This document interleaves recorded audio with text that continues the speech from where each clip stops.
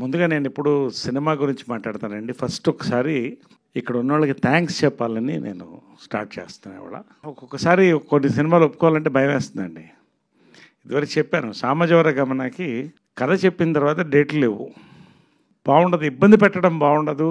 అనిల్ సుంకర్ గారిని, రాజేష్ దండ గారిని నన్ను ఎక్స్క్యూజ్ చేయండి అంటే, అనిల్ సుంకర్ గారు నచ్చలేదా మీకు అన్నాడు. నచ్చలేదు కాదు సార్, డేట్లు లేవు, ఇబ్బంది పెట్టడం ఇష్టం లేదు. ఎందుకంటే ఇంతవరకు నాకు కంప్లైంట్ లేదు ఎక్కడ.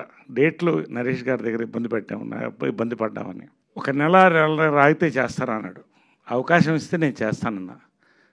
సామాజిక గమనం వచ్చింది, నా లైఫ్లో మర్చిపోలేని సినిమా. సేమ్ మళ్ళీ సినిమాకి బాగా టైట్లో ఉన్నప్పుడు ఇది వచ్చినప్పుడు సుహాస్తో ఫస్ట్ టైం చేస్తున్నాను. నేను సుహాస్ గురించి నెక్స్ట్ మాట్లాడతాను. ఒక key role, pivotal role. Number of days కావాలి.